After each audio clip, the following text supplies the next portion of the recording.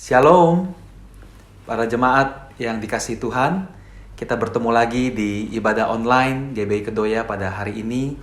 Saya percaya kalau sepanjang minggu ini kita telah mengalami kemurahan dan kasih Tuhan dalam kehidupan kita. Mari kita akan mulai ibadah kita ini dengan berdoa bersama-sama. Bapa dalam surga, terima kasih ya Tuhan untuk kasih dan anugerah-Mu dalam kehidupan kami. Kami percaya Tuhan Yesus, tangan penyertaan-Mu sempurna dalam hidup kami. Kami berdoa ya Tuhan, kiranya pada hari ini, ibadah ini ya Tuhan Yesus, Kau nyatakan mujizat-Mu, nyatakan kuasa-Mu Tuhan, bagi kami semua, bagi keluarga kami, dan bagi negara kami. Terima kasih ya Bapa, Engkau menyertai ibadah kami dari awal, pertengahan, sampai akhirnya. Hanya dalam satu nama Yesus Kristus, Tuhan Allah kami yang hidup, kami berdoa dan mengucap syukur. Amin. Shalom jemaat yang dikasihi Tuhan. Kita percaya kita punya Tuhan yang dahsyat dan luar biasa. Mari kita puji Tuhan. Haleluya. Kau terbesar dan mulia, ajaib semua perbuatanmu. Kau terbesar dan mulia, biarlah semua memuji-Mu. Haleluya.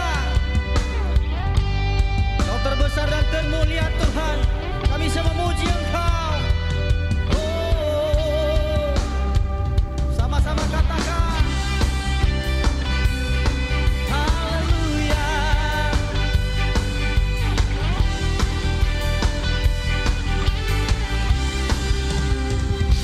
Segenap hati aku memuji, segenap jiwa aku bernyanyi, karena Roh-Mu ada dalamku.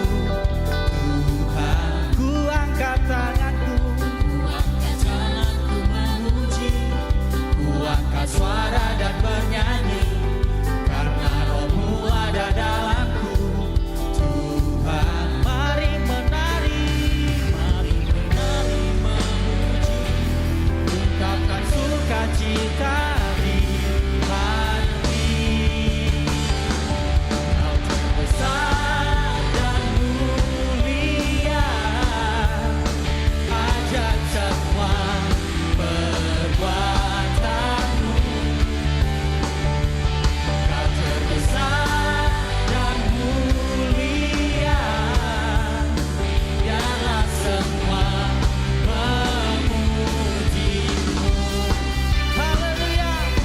Biarlah semua memuji Engkau Tuhan, Raja di atas segala raja. Oh,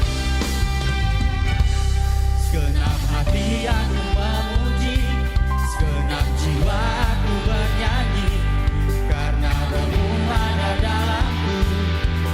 Tuhan, ku angkat tanganku memuji, ku angkat suara dan bernyanyi, karena Roh-Mu ada dalamku.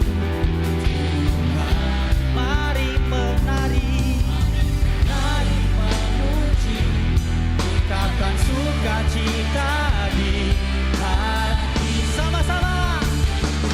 Kau terbesar dan mulia, ajaib semua perbuatanmu. Kau terbesar dan mulia, hanya semua memuji-Mu.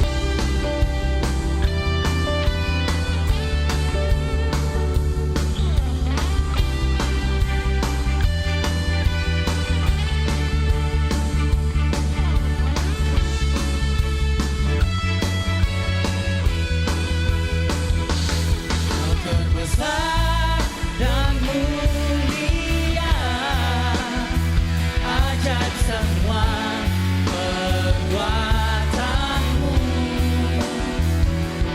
Kau terbesar dan mulia, biarlah semua memuji-Mu. Kau terbesar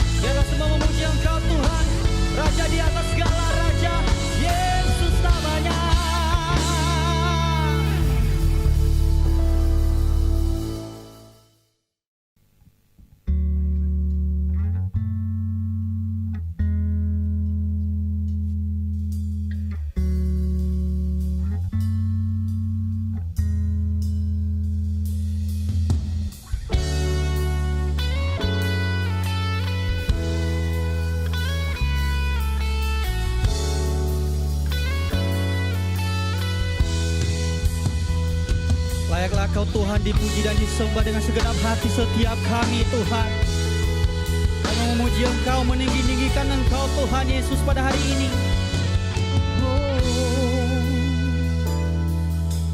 Tak terukur kasih-Mu Yesus, Kau telah mati gantikan diriku. Kau curahkan darah-Mu untuk tebus dosaku.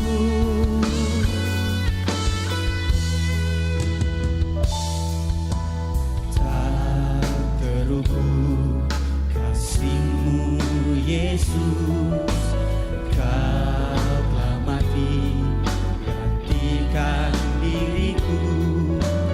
Kau curahkan darah-Mu untuk tebus dosaku. Layaklah Kau Tuhan dipuji dan disembah dengan segenap hatiku. Layaklah Kau Tuhan dipuji dan disembah dengan segenap jiwa ragaku.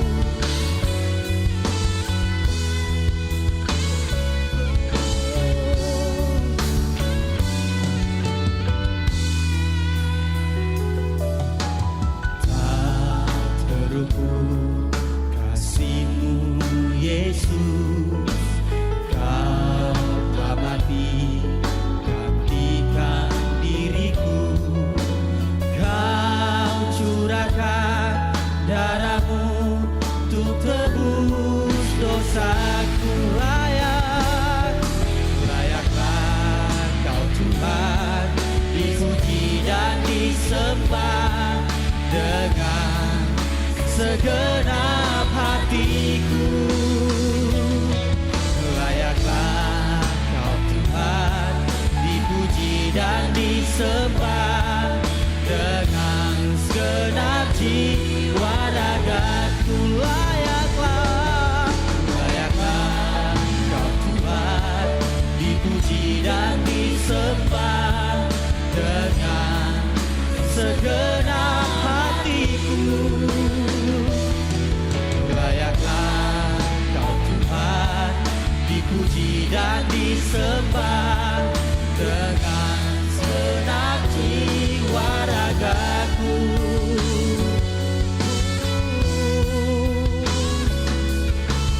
Layaklah Engkau dipuji dan disembah Tuhan. Haleluya.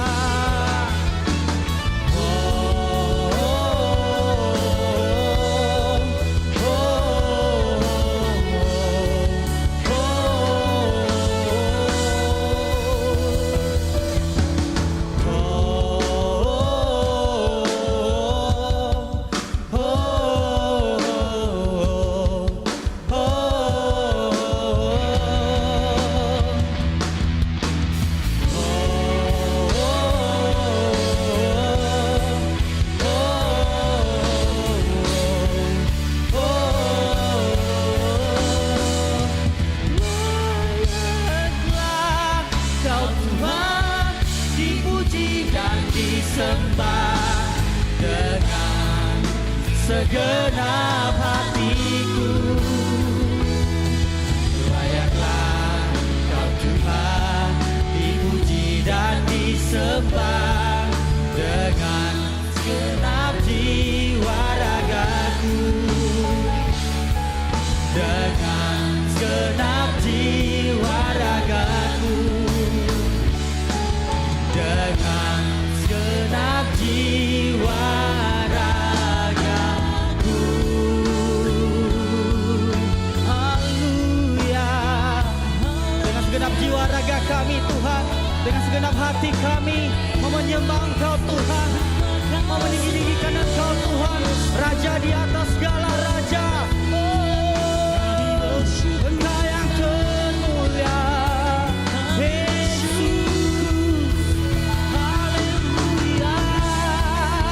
Kami puji, kami sembah Engkau, Raja di atas segala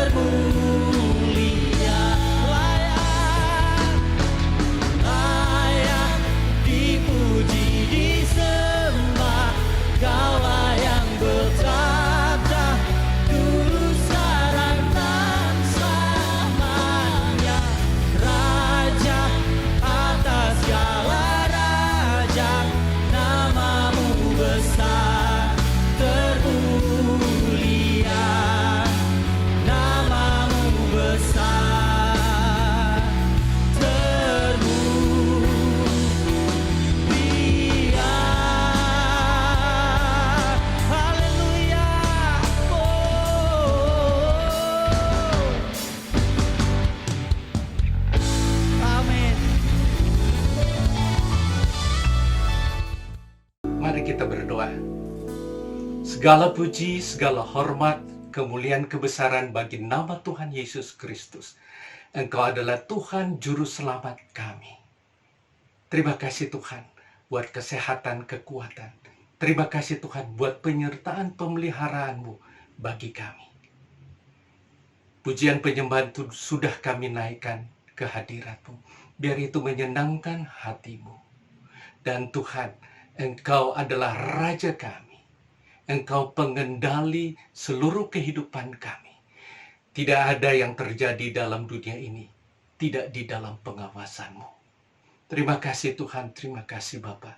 Sebentar kami akan mendengarkan penyampaian firman yang akan disampaikan oleh Bapak Pendeta Dr. Rubin Adi Abraham. Pakai Tuhan dia Tuhan. Urapi dia Tuhan, sehingga ketika firman disampaikan, itu akan tertanam dalam hati kami. Itu akan mengubahkan kami. Karena firman-Mu akan memerdekakan kami dari rasa takut, rasa cemas. Terima kasih Tuhan, terima kasih Bapa. Kami dengan sukacita akan menerima firman-Mu. Dalam nama Yesus kami berdoa. Haleluya. Amin. Shalom saudaraku, saya akan melanjutkan khotbah minggu lalu dan hari ini saya beri judul Apakah Yesus akan segera datang setelah pandemi COVID-19? Mari kita akan baca Matius 24 ayat 3 sampai 8. Ketika Yesus duduk di atas Bukit Zaitun, datanglah murid-muridnya kepadanya untuk bercakap-cakap sendirian dengan dia. Kata mereka, katakanlah kepada kami, bila manakah itu akan terjadi dan apakah tanda kedatanganmu dan tanda kesudahan dunia? Jawab Yesus kepada mereka, waspadalah supaya jangan ada orang yang menyesatkan kamu. Sebab banyak orang yang akan datang dengan memakai namaku dan berkata, Akulah Mesias, dan mereka akan menyesatkan banyak orang. Kamu akan mendengar deru perang atau kabar-kabar tentang perang. Namun berawas-awaslah, jangan kamu gelisah. Sebab semuanya itu harus terjadi, tetapi itu belum kesudahannya. Sebab bangsa akan bangkit melawan bangsa, dan kerajaan melawan kerajaan. Akan ada kelaparan dan gempa bumi di berbagai tempat. Akan tetapi, semuanya itu barulah permulaan penderitaan menjelang zaman baru. Saudaraku, ada beberapa pertanyaan yang diajukan yang akan saya jawab. Yang pertama, apakah pandemi COVID-19 adalah tanda bahwa Yesus akan segera datang kembali? Nah, kalau kita lihat dalam Matius 24 ketika Yesus ditanya oleh para murid, kapan engkau akan datang kembali? Yesus memberikan tanda-tanda umum di ayat 3-8 yang telah kita baca tadi. Yaitu akan muncul penyesat atau Mesias palsu, kemudian akan timbul peperangan, bangsa bangkit melawan bangsa, kelaparan, dan juga gempa bumi. Dan catatan Alkitab yang paralel dengan Matius 24, yaitu Lukas 21 ayat 11 menambahkan kata penyakit sampar dan kelaparan. Jadi ada penyakit sampar, dan sebagian orang menghubungkan dengan COVID-19 pada hari-hari ini. Tetapi dikatakan pada Lukas 21 ayat yang ke-9, tetapi itu tidak berarti kesudahannya segera datang. Bahkan dalam Matius 24 ayat 8 tadi dikatakan itu barulah permulaan penderitaan menjelang zaman baru. Berarti pandemi COVID-19 ini bukan merupakan tanda bahwa Yesus akan segera datang. Karena setelah tanda-tanda umum yang juga berlangsung pada abad-abad yang lampau, ada tanda khusus yang menunjukkan kehadiran Tuhan untuk kali kedua akan lebih dekat.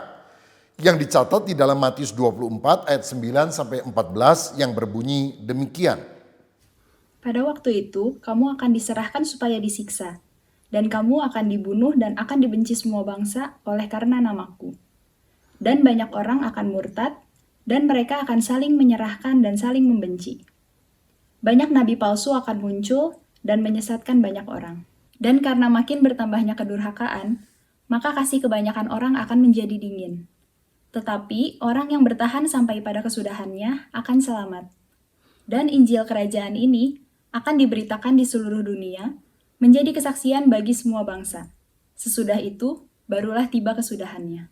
Nah, di dalam tanda khusus yang telah kita baca dalam Matius 24 ayat 9-14 tadi dikatakan akan ada aniaya, murtad, kemudian nabi palsu yang menyesatkan, kasih menjadi dingin, dan yang paling penting, Injil kerajaan akan diberitakan menjadi kesaksian bagi seluruh bangsa, baru setelah itu tiba kesudahannya.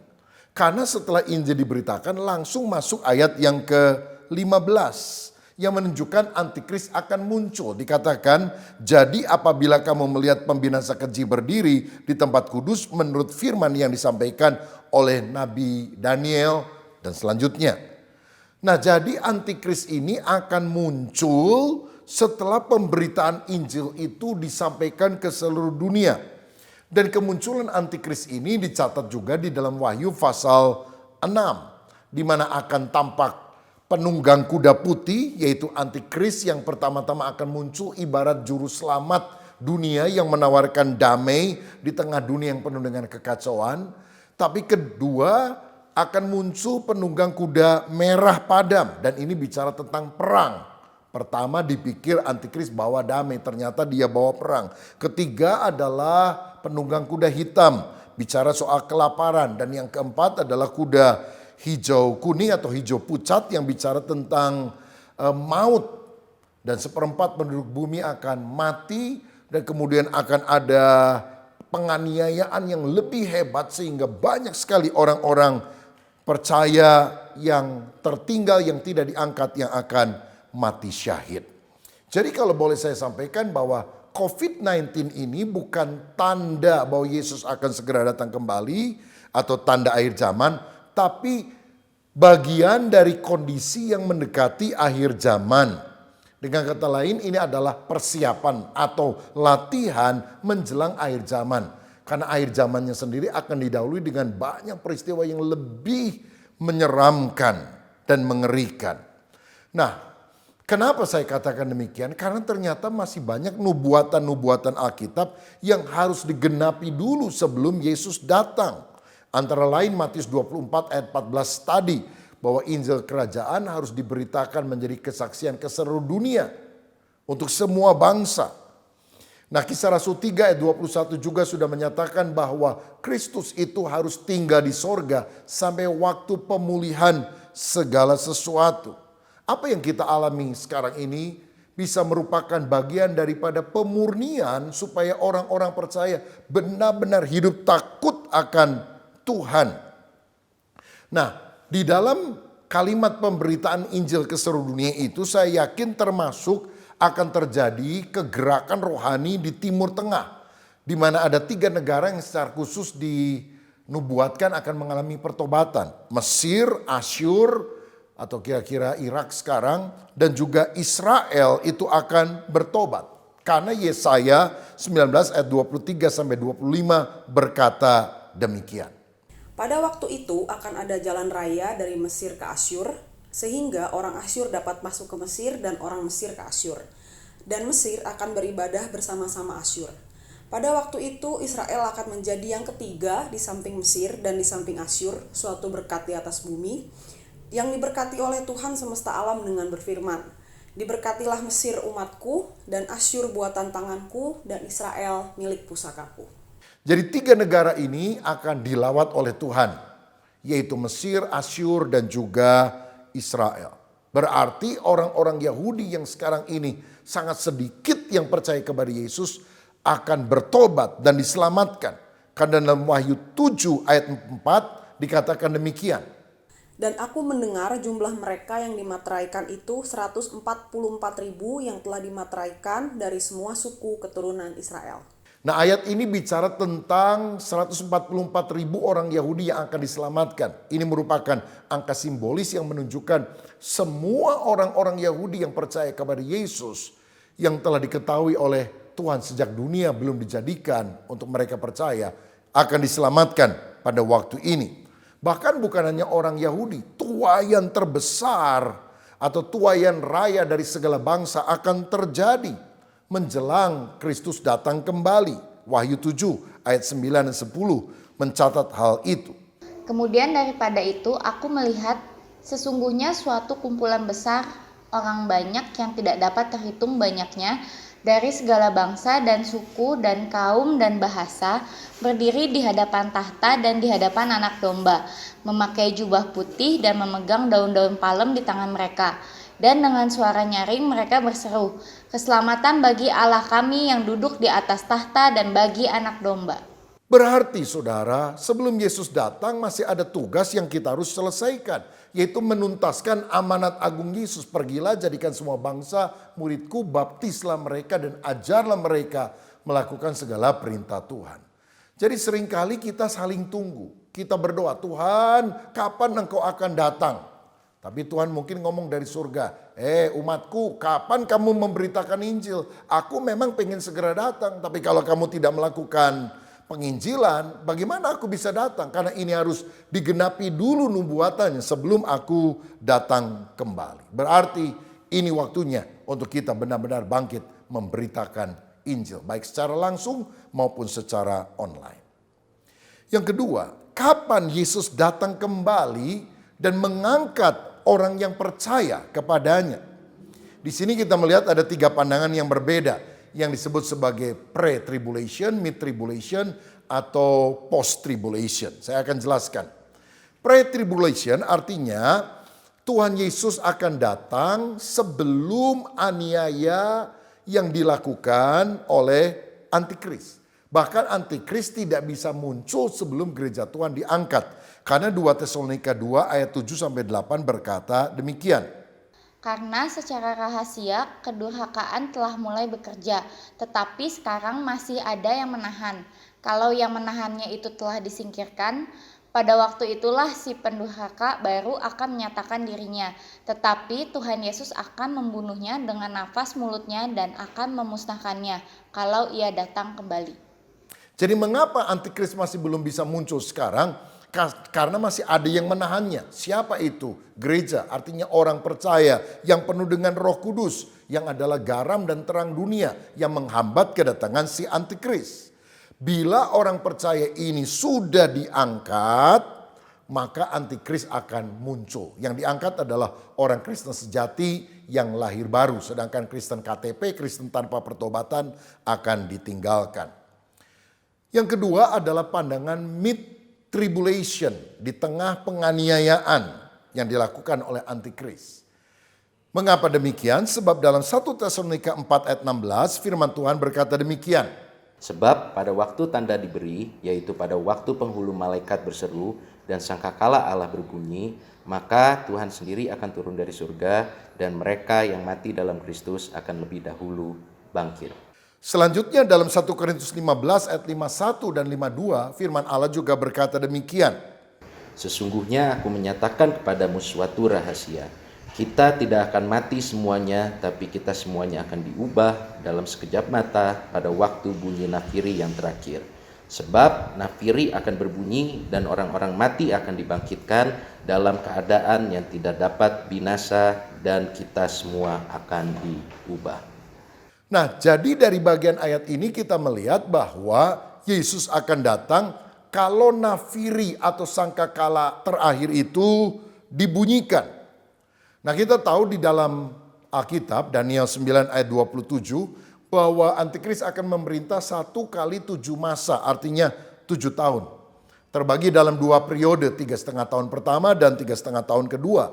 3,5 tahun pertama tampaknya dia membawa damai karena orang Israel akan diizinkan untuk membangun kembali bait Allah. Dan kemudian dia akan kompromi dengan gereja. Tapi setelah kekuatannya menjadi lebih hebat, maka antikris dalam 3,5 tahun yang kedua akan membatalkan perjanjian damai dengan Israel dan juga akan menganiaya gereja yang telah kompromi dengan si antikris. Karena antikris akan minta disembah sebagai Allah. Dan ketika mereka menolak, maka penganiayaan terbesar bahkan pembunuhan akan terjadi. Nah, pada masa antikris ini Allah akan mencurahkan hukuman 3 set masing-masing 7 jenis yang disebut sebagai 7 materai, 7 sangkakala dan 7 cawan. Nah, pertanyaannya, kalau firman Tuhan tadi berkata bahwa Kristus akan datang setelah sangkakala atau nafiri yang terakhir ditiup, dan ini bila diartikan sangkakala atau nafiri yang ketujuh, maka tentu kedatangannya itu adalah di tengah masa pemerintahan antikris. Tidak bisa di depan. Karena materai dan sangkakala kan belum ditiup. Tidak bisa di belakang. Karena kalau Yesus sudah datang, kapan cawan murka Allah akan dicurahkan? Nah, jadi pandangan mid-tribulation juga punya ayat dukungan yang cukup kuat. Yang ketiga adalah post-tribulation. Nah, pandangan ini mengatakan bahwa orang percaya akan ada pada masa 7 tahun pemerintahan antikristus. Karena kedatangan Kristus itu tidak 2 tahap. Kan ada yang meyakini bahwa kedatangan Kristus tahap pertama di awan-awan mengangkat orang percaya. Sedangkan kedatangan tahap kedua adalah menjejakkan kaki di bumi untuk mengakhiri pemerintahan antikris dan membuat kerajaan 1000 tahun damai di atas bumi ini. Post-tribulation berkata bahwa kedatangan Tuhan itu hanya 1 tahap saja. Jadi waktu Kristus datang, orang percaya diangkat hanya sebentar. Ketemu Yesus di awan-awan lalu kemudian turun lagi. Loh, ngapain naik turun? Mereka menjawab, seperti kalau kita kedatangan tamu agung, maka kita akan keluar dari rumah kita, pergi ke halaman, menyalami dia, lalu kan kembali masuk ke rumah kita lagi. Nah, jadi mana yang benar? Saya mau katakan bahwa kita tidak harus berdebat soal waktu kedatangan Kristus. Karena semuanya punya argumentasi masing-masing. Tetapi marilah kita menjadi umat yang siap sedia. Kita tidak pernah dipanggil menjadi tim perencana kedatangan Tuhan, tapi kita selalu dipanggil menjadi tim penyambutan kedatangan Tuhan. Kapanpun Tuhan datang, mau di awal masa aniaya, di tengah, ataupun di akhir, biar kita siap sedia menyambut kedatangan Tuhan.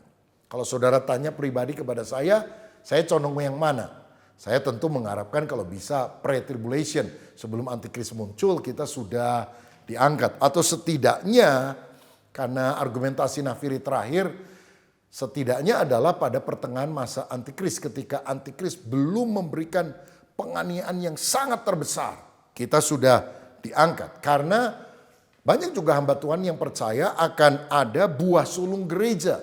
Maksudnya orang-orang percaya yang sudah diangkat sebelum bencana besar itu terjadi. Seperti Henoh yang diangkat hidup-hidup oleh Tuhan sebelum air bah itu terjadi pada zaman Nuh. Walaupun memang akan ada sedikit orang yang diselamatkan melalui air bah ketika mereka berada di dalam bahtera.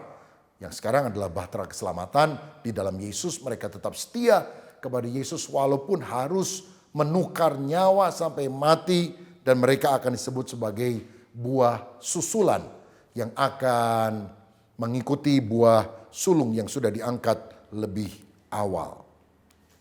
Nah, sebab kalau kita lihat di dalam Wahyu 7 ayat 13-14, ternyata akan ada orang yang diselamatkan melewati masa kesusahan besar itu. Jadi kapan Yesus datang kembali, kita lihat bisa ada pandangan pre, mid, atau post tribulation, tapi buat kita biar kita selalu siap sedia. Pertanyaan ketiga adalah antikristus itu satu pribadi atau suatu sistem? Dan siapa mereka? Saudara, kalau kita lihat dalam 1 Yohanes 2 ayat 18 dikatakan, anak-anakku waktu ini adalah waktu yang terakhir dan seperti yang telah kamu dengar, seorang antikristus, dalam bahasa Yunani antikristos, akan datang. Sekarang telah bangkit banyak antikristus, bahasa Yunaninya antikristoi. Itulah tandanya bahwa waktu ini benar-benar adalah waktu yang terakhir. Jadi sepanjang zaman sudah banyak antikristoi. Tapi menjelang kedatangan Tuhan akan muncul satu pribadi antikristus. Nah saudara, jadi kalau dikatakan banyak antikristus, ternyata sepanjang sejarah manusia itu banyak sekali orang dan sistem yang membenci bahkan menganiaya baik umat Yahudi, umat pilihan Tuhan dan juga orang-orang Kristen. Contohnya adalah Kaisar Nero yang begitu kejam dan membantai orang Kristen. Dia yang membakar kota Roma, tetapi dia menuduh orang Kristen yang melakukannya pada dia dan anak buahnya yang melakukannya. Sehingga orang Kristen harus menghadapi maut karena ada singa dan sebagainya yang dilepas di Kolosium dan menjadi tontonan bagi orang-orang Romawi dan Kaisar Nero pada waktu itu. Hitler yang membantai 6 juta orang Yahudi pada masa Perang Dunia Kedua juga merupakan gambaran tentang antikristus yang sangat kejam karena dia membenci orang Yahudi dan juga membenci kekristenan. Nah, kini ada kelompok-kelompok rahasia, secret society, ada yang menyebut dengan Illuminati atau yang lain yang tampaknya sedang menyiapkan New World Order, ya, yaitu pemerintahan dunia yang baru yang nilai-nilainya sangat beda dengan kingdom values. Misalnya, Alkitab mengajarkan bahwa pernikahan itu satu laki-laki dan satu perempuan, Adam dan Hawa, bukan Adam dan Hendra. Nah, tapi sekarang ada orang-orang yang menyebarkan ke seluruh dunia paham tentang LGBT dan juga same sex marriage. Berarti kelompok ini adalah kelompok yang jelas-jelasan menentang nilai-nilai kerajaan Allah yang diajarkan di dalam Alkitab. Salah satu visi utama mereka itu diwujudkan di dalam lagu Imagine yang dinyanyikan oleh John Lennon dalam kelompok The Beatles. Imagine there's no heaven. Bayangkan tidak ada sorga. It's easy if you try. Mudah jika Anda mencoba. And no hell below us. Tidak ada neraka di bawah kita. Above us only sky. Di atas kita hanya ada langit. Ya, lagu Imagine ini melukiskan tentang filosofi yang terkandung di dalam satu pemerintahan dunia baru yang akan muncul. Mereka berkata, no heaven, sorga itu tidak ada, hanya dongeng. No hell, tidak ada neraka. No countries, tidak ada negara-negara. Semua akan menjadi one world government, pemerintahan satu dunia baru. Dikatakan juga pada bait yang berikutnya, no religion. Berarti mereka tidak percaya adanya agama-agama. Semua agama akan disatukan. Selama ini juga banyak orang sudah tidak mau melibatkan Allah. Dan juga tidak ada doa di dalam sekolah-sekolah pemerintah. Penyatuan agama akan disebut sebagai New Age Movement yang percaya panteisme, menganggap bahwa alam adalah Allah. Bahkan diri kita sendiri adalah Allah. Kita nggak butuh Allah karena kita adalah Allah-Allah itu. Kemudian mereka juga percaya kepada reinkarnasi. Orang kalau mati akan muncul lagi menjadi makhluk yang lain. Mereka juga percaya relativisme. Tidak ada kebenaran yang mutlak. Semuanya itu benar menurut masing-masing orang. Ini adalah hal yang akan terus dikumandangkan dalam penyatuan agama-agama dunia. Imagine no possession. Bayangkan tidak akan ada harta milik karena semuanya akan diatur oleh satu pemerintahan pusat yang dikuasai oleh si antikris. Dan juga dikatakan and the world will live as one. Dan dunia akan hidup menjadi satu. Maksudnya apa? One world government.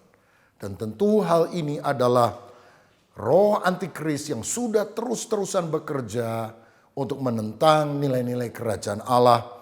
Dan sebagai anak Tuhan kita tidak boleh menerima hal ini. Yang keempat, yang terakhir, apakah tanda 666 itu adalah microchip? Saudara, kalau kita baca dalam Wahyu 13 ayat 16 dan 17, dikatakan demikian. Dan ia menyebabkan sehingga kepada semua orang kecil atau besar, kaya atau miskin, merdeka atau hamba, diberi tanda pada tangan kanannya atau pada dahinya. Dan 17, dan tidak seorang pun yang dapat membeli atau menjual selain daripada mereka yang memakai tanda itu, yaitu nama binatang itu atau bilangan namanya. Nah, jadi ayat ini menunjukkan bahwa antikris akan menandai pengikutnya dengan tanda di dahi dan juga di tangan kanan. Apa maksudnya? Ada dua tafsiran yang saling bertolak belakang. Yang pertama tafsiran hurufiah dan yang kedua tafsiran simbolis. Yang pertama tafsiran hurufiah memahami bahwa ini adalah microchip. Misalnya ketika Barack Obama masih menjadi presiden Amerika Serikat, mereka berkata bahwa nanti akan ada Obamacare, orang-orang yang mengikuti asuransi kesehatan itu semuanya harus dikenakan microchip implant. Kalau tidak mereka tidak akan mendapatkan perlindungan kesehatan. Tetapi sebelum microchip yang dituduh sebagai 666 atau tanda antikris, mark of the beast, adalah komputer. Sebab komputer itu kalau hurufnya C sama dengan huruf ketiga, O huruf kesekian, dijumlahkan itu jumlahnya dikali 6 menjadi 666.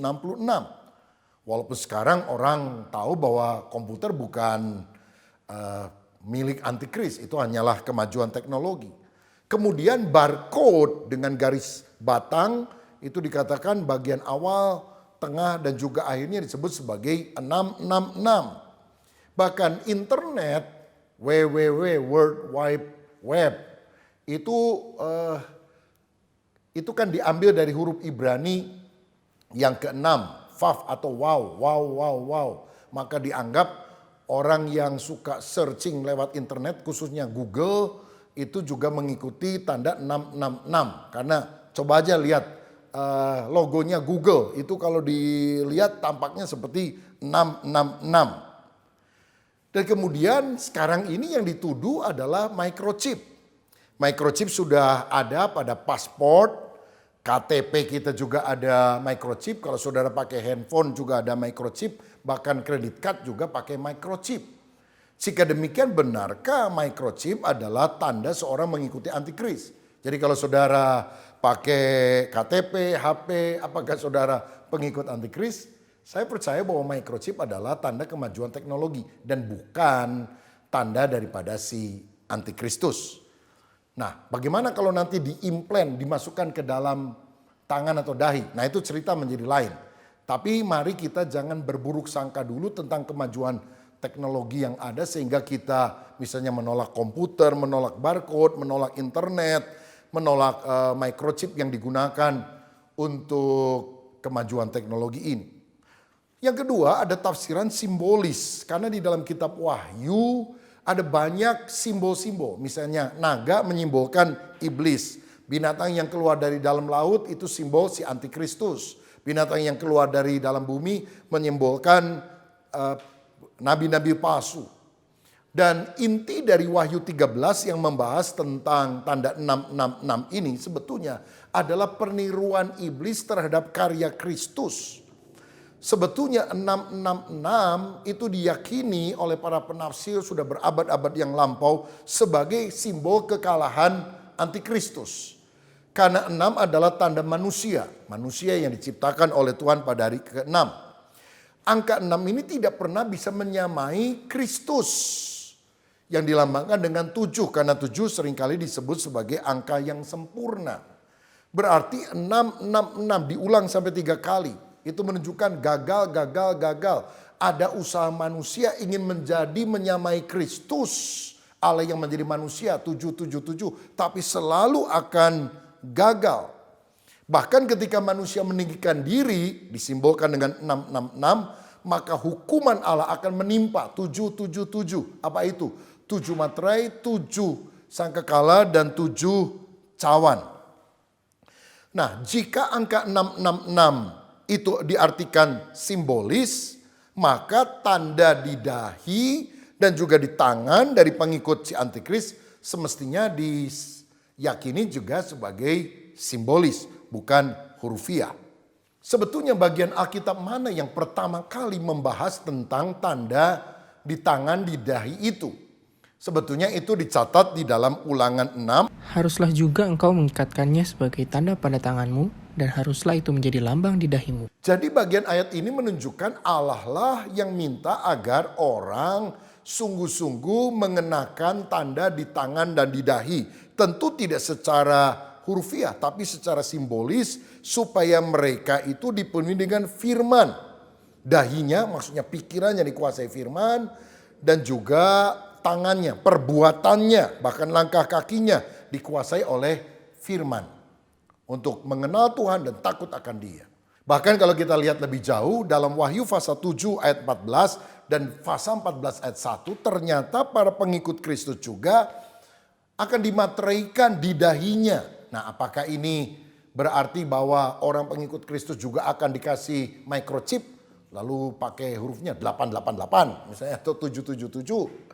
Saya yakin kita memahami para pengikut Kristus diberi materai secara simbolis. Nah, jika materai itu simbolis, mengapa tanda antikris harus dipahami secara hurufiah? Tuhan memang pada akhir zaman, khususnya menurut Matius 6 ayat 24, punya saingan utama, yaitu mamon, roh kebendaan, materialistis. Nah, pengikut Kristus akan dikuasai oleh Roh Kudus, tangan dan dahinya, artinya pikiran dan perbuatannya dikuasai oleh Roh Kudus sehingga dia mengutamakan Tuhan. Matius 6 ayat 33, carilah dahulu kerajaan Allah dan kebenarannya, maka semua yang lain akan ditambahkan kepadamu. Sebaliknya, pengikut antikristus akan dikuasai oleh roh mamon, cinta uang.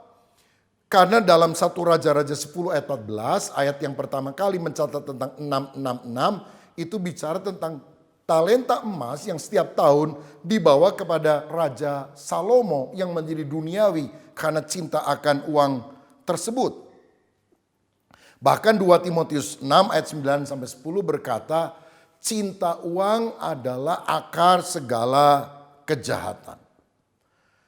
Nah, jadi penafsiran kedua ini tidak memahami bahwa microchip adalah tanda 666. Karena yang ditanam di tangan dan di dahi itu bicara tentang simbolis orang-orang yang pikirannya sangat materialistis.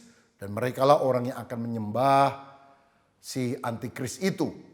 Karena dahinya dan tangannya, pikiran dan perbuatannya sudah dikuasai oleh mamon. Jika demikian, apakah mungkin antikris itu akan menanamkan microchip implant dalam tubuh seseorang? Itu yang kita tidak tahu dan kita belum bisa berspekulasi sekarang. Saya pribadi memahami bahwa microchip implant hanya merupakan tahapan awal dari sesuatu yang kelak mungkin teknologi yang lebih canggihnya bisa saja digunakan oleh antikristus. Mungkin digabung dengan AI atau AI, Artificial Intelligence, yaitu kecerdasan buatan.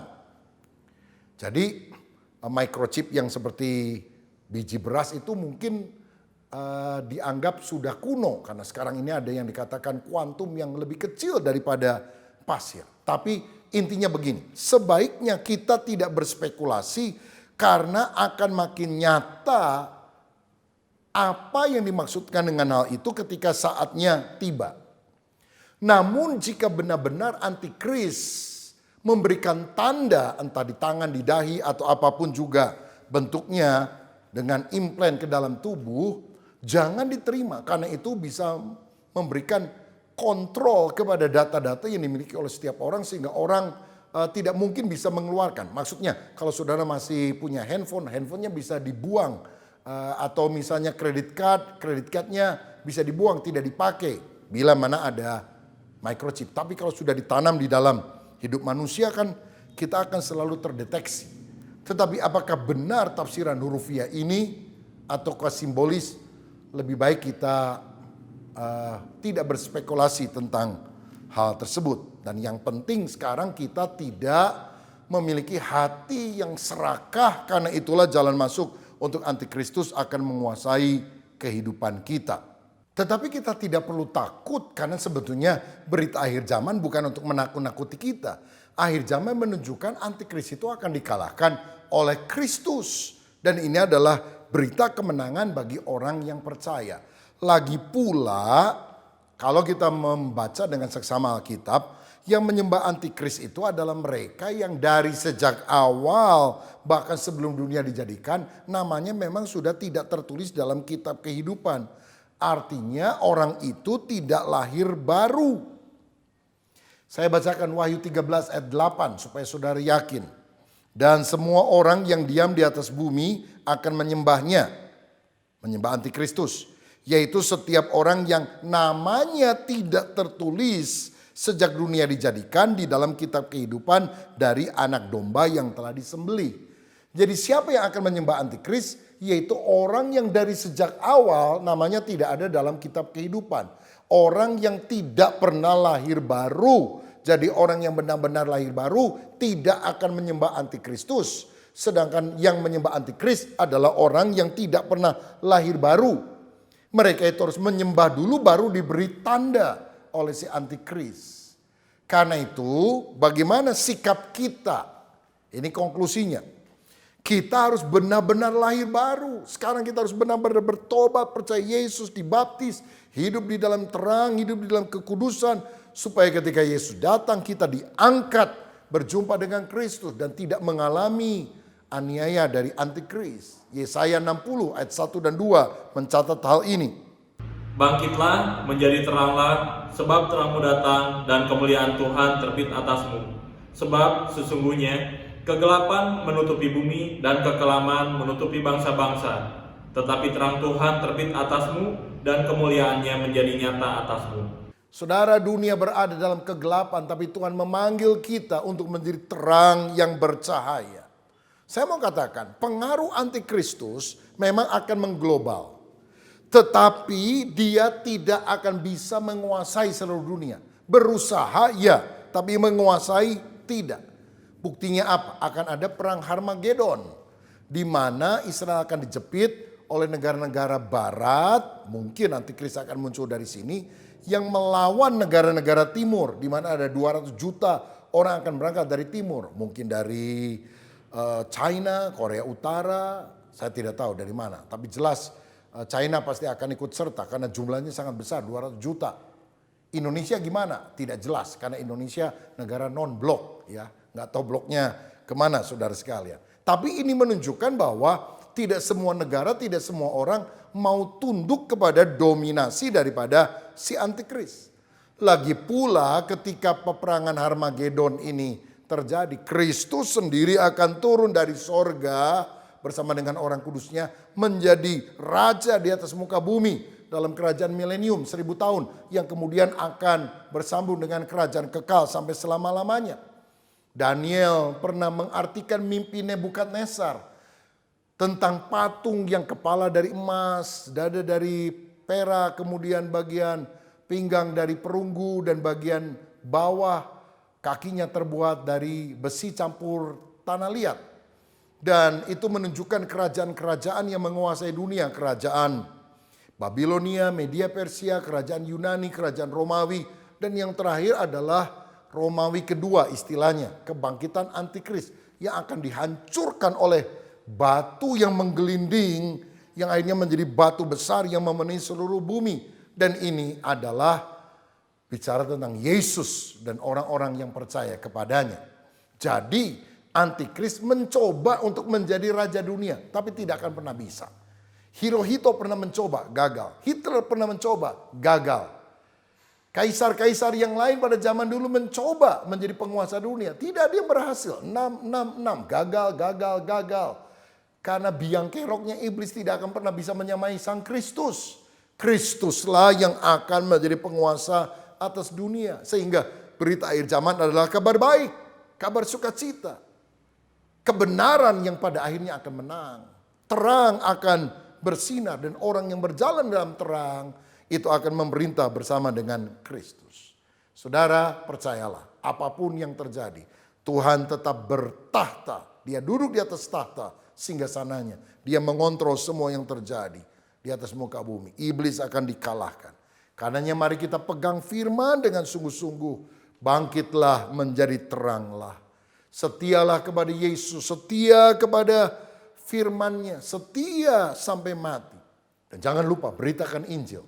Sebab sebelum Injil diberitakan, Kristus tidak akan datang untuk kali kedua. Ini waktunya kita sehati menuntaskan amanat agung menjelang kedatangan Kristus kedua. Tuhan Yesus memberkati. Tanda-tanda telah nyata, hujan akhir telah tiba. Allah sedang melawat umatnya. Ladang telah menguning, siap untuk dituai. Banyak jiwa menanti uluran tangan kita. Tuailah sekarang. Nyatakan kemuliaannya pada segala bangsa, biar kuasanya dinyatakan berlimpah. Bangkitlah gereja Tuhan, pandang sekelilingmu, kasih ini, selamatkan ya Tuhan, ini doaku. Adakah di antara saudara yang pada akhir zaman ini belum sungguh-sungguh yakin kalau engkau mati masuk surga atau masuk neraka? Maukah engkau hari ini sungguh-sungguh bertobat, percaya kepada Yesus, dilahir barukan, sehingga engkau akan diangkat pada hari kedatangan Kristus untuk kali yang kedua? Kalau ada saudara yang mau bertobat dan menerima Yesus, taruhlah tanganmu di dada dan berdoalah dengan segenap hati. Bapa Surgawi, terima kasih. Kami tidak perlu takut menghadapi akhir zaman, karena antikris akan dikalahkan. Yang kami nanti-nantikan bukan antikristus, yang kami nanti-nantikan adalah Kristus yang akan menjadi raja dalam kerajaan 1000 tahun dan kerajaan kekal. Biar kami bertobat dan menerima Engkau sebagai Tuhan dan Raja dalam hidup kami sekarang sampai selama-lamanya. Terima kasih Tuhan, biar kami juga memberitakan Injil, karena banyak jiwa yang membutuhkan uluran tangan kasih-Mu. Berkat-Mu atas kami dalam nama Yesus. Amin.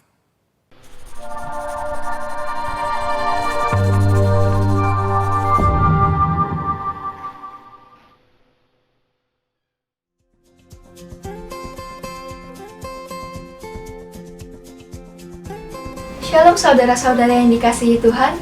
Bagi jemaat yang belum tergabung dalam kelompok sel, mari segera daftarkan diri Anda kepada Saudara Putra Tarigan melalui nomor telepon berikut ini, sehingga kita semua dapat tetap saling terhubung dan saling mendukung sebagai gereja Tuhan.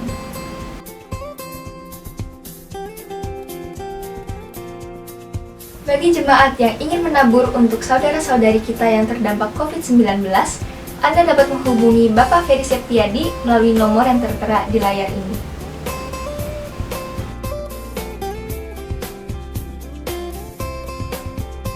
Dan juga, bagi jemaat yang membutuhkan dukungan doa, saudara dapat menghubungi Ibu Lila di nomor berikut ini.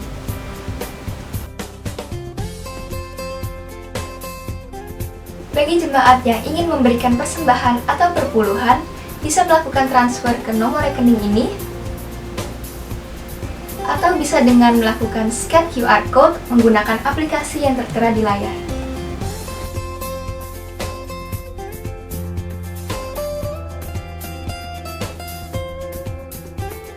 Nah, yang berikut ini adalah gerakan Sharing Kindness dari GBI Bethel Kedoya. Kali ini, tim Diakonia melakukan aksi bagi-bagi sembako bagi mereka yang membutuhkan. Mari Gereja Tuhan, kita terus lanjutkan menjadi terang dan garam, sehingga hanya nama Tuhan saja yang dimuliakan. Tuhan Yesus memberkati.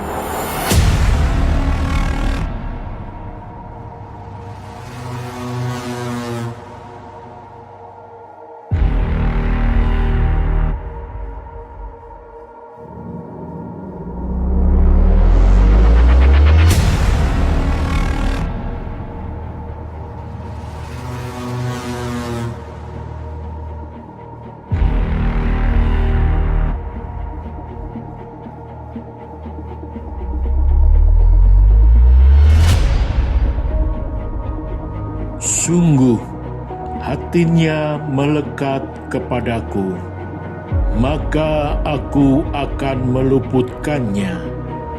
Aku akan membentenginya, sebab ia mengenal namaku.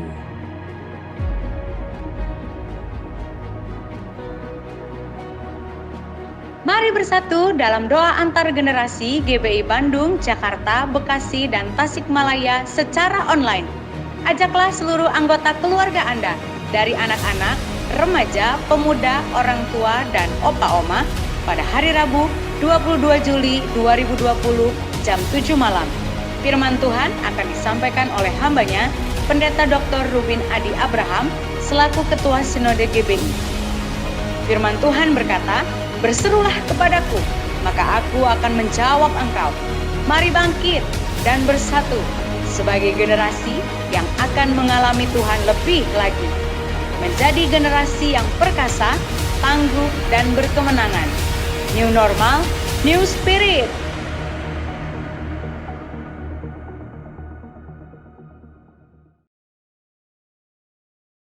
Saya percaya kita semua diberkati oleh ibadah pada hari ini. Mari kita tundukkan kepala, kita akan tutup ibadah kita pada pagi hari ini. Bapa kami yang di surga, kami mengucap syukur Tuhan untuk firman-Mu. Kami berterima kasih Tuhan, biarlah firman Tuhan itu boleh menjadi rema dalam kehidupan kami. Kami juga berdoa secara khusus untuk GBI Kedoya, biarlah walaupun kami tidak bisa bertemu secara muka, tapi biarlah kami tetap kuat di dalam roh kami tetap mengikuti ibadah online, dan kami tetap belajar daripada firman-Mu. Kami juga berdoa ya Tuhan Yesus untuk hamba-hamba-Mu, untuk Pak Rubin, untuk Pak Julius, Tuhan juga untuk Pak Sur. Biarlah Tuhan juga memberikan kekuatan kepada mereka, biarlah mereka tetap boleh menjadi pemimpin kami yang penuh dengan urapan dan juga kebijaksanaan daripada Engkau. Kami juga berdoa untuk teman-teman kami, jikalau ada yang mengalami sakit ataupun masalah, kami berdoa Tuhan juga sembuhkan dan berikan jalan keluar. Terima kasih Tuhan, kami juga berdoa untuk bangsa Indonesia. Biarlah Tuhan juga memberikan hikmat pada para pemimpin kami Tuhan, khususnya untuk presiden kami. Biarlah Tuhan terus menjamah pemimpin-pemimpin kami ini, sehingga mereka juga boleh menyelesaikan masalah COVID ini dengan baik ya Tuhan. Terima kasih Bapa, kami serahkan minggu-minggu ke depan ini ke dalam tangan-Mu. Biarlah tangan penyertaan Tuhan terus menyertai kami, dan favor Tuhan terus berserta dengan kami. Jalan keluar kami, kemanapun Tuhan Yesus, Tuhan lindungi kami ya Tuhan. Terima kasih Yesus, dalam nama Yesus Kristus kami berdoa dan mengucap syukur. Amin. Saudara, mari kita terima berkat Tuhan. Angkat tanganmu dan angkat hatimu bagi Tuhan. Biar berkat daripada Allah Bapa, kasih daripada Tuhan Yesus Kristus, persekutuan dan penghiburan Roh yang Kudus, biar itu tinggal di dalam hidup saudara dan saya, bahkan memenuhi hidup kita, tetap terpelihara dengan sempurna, karena Dia sempurna adanya. Biar berkat ini turun atas kita semua, mulai dari saat ini, bahkan sampai selama-lamanya. Yang percaya bersama-sama kita katakan, amin. Tuhan memberkati. Salam sehati.